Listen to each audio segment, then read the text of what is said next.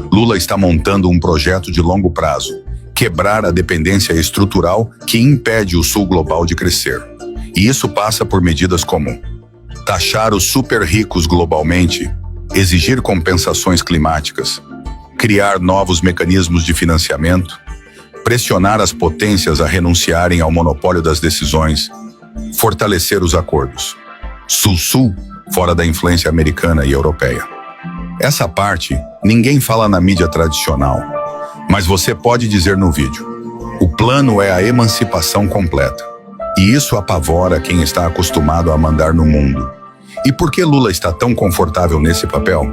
Porque hoje ele conversa com Xi Jinping, Modi, Ramaphosa e dezenas de líderes africanos e asiáticos com a mesma naturalidade com que fala com presidentes europeus. Ele se tornou um articulador universal. E isso irrita profundamente Washington, porque os Estados Unidos perderam a exclusividade sobre a influência na região. E agora chegamos ao ponto mais sensível desta cúpula do G20. O momento em que os países ricos perceberam que Lula não está ali apenas para discursar. Ele está ali para mudar o funcionamento do mundo. E isso ficou evidente quando ele trouxe aquilo que ninguém queria ouvir. A cobrança direta por responsabilidade histórica. Não foi um ataque emocional, não foi ideologia, não foi radicalismo.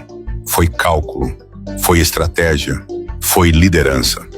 Lula olhou para os líderes do norte global e disse, com todas as letras, que não existe mais espaço para promessas vazias, para metas simbólicas ou acordos que não mudam a vida de ninguém. Se o clima está colapsando, se as dívidas sufocam países inteiros, se a desigualdade cresce, então quem criou o sistema tem que pagar a conta. E isso devastou o silêncio dentro da sala. Porque pela primeira vez em um encontro dessa magnitude, um líder do sul global não estava pedindo ajuda, estava exigindo respeito. E isso vira o jogo. A Europa tenta esconder, mas está em crise. Os Estados Unidos tentam posar de líderes, mas estão perdendo espaço. E a China observa tudo com a calma de quem cresce sem pressa, sabendo que o futuro está a seu favor. E é justamente nesse ambiente que Lula se tornou peça fundamental. O Brasil virou ponte entre continentes. E Lula virou a voz que organiza a rebelião. Porque você precisa entender o que está acontecendo nos bastidores. A África está cansada de ser usada. A América Latina está cansada de ser subjugada. O Sul Asiático está cansado de ser visto como mão de obra barata. E o Brasil virou símbolo dessa virada. Quando Lula fala, ele não está falando como presidente do Brasil. Ele está falando como representante de um bloco que inclui 100 países que já não aceitam mais viver nas migalhas deixadas pelo Ocidente. E isso cria algo que o G20 nunca viu antes: pressão coordenada. Foi por isso que Lula defendeu a taxação global dos super ricos, mecanismos de troca de dívida por investimento climático, reforma completa do sistema financeiro internacional, financiamento obrigatório para países vulneráveis, distribuição real de poder nos organismos multilaterais. Isso não é pauta progressista. Isso é contra-ataque estratégico. E ao mesmo tempo em que os países ricos tentavam se equilibrar diante das exigências, Lula costurava alianças com líderes africanos, asiáticos e sul-americanos para garantir uma frente unificada.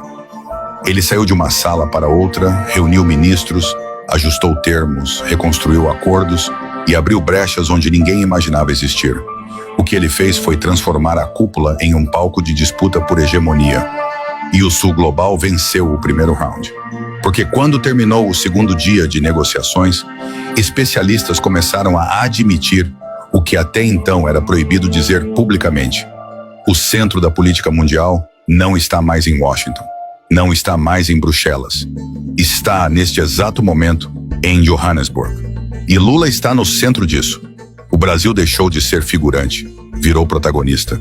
E isso coloca o Ocidente numa posição desconfortável, porque pela primeira vez eles lidam com um líder do Sul Global que entende o jogo, conhece as manobras, sabe como dobrar pressões diplomáticas, fala a linguagem da diplomacia e, ao mesmo tempo, fala a linguagem da rua, do povo, da sobrevivência, da realidade. Lula se tornou um líder híbrido. E é isso que os Estados Unidos temem. É isso que a Europa não sabe como enfrentar.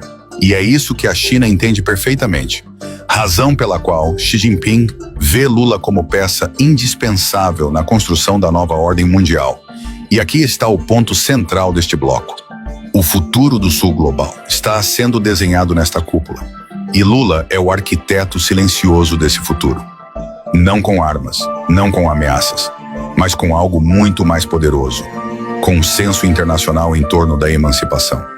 O que aconteceu nos bastidores do G20 é histórico, porque esta foi a primeira vez em décadas que os países desenvolvidos tiveram que ouvir, calar e perceber que o mundo mudou e que eles já não controlam a narrativa. O Sul Global está unido. Lula está à frente. E quem não entendeu isso ainda, vai entender nos próximos meses. Este não é apenas mais um encontro diplomático. É o início de uma reorganização mundial que vai definir quem manda, quem segue e quem cai. E o Brasil, pela primeira vez na história moderna, não está seguindo.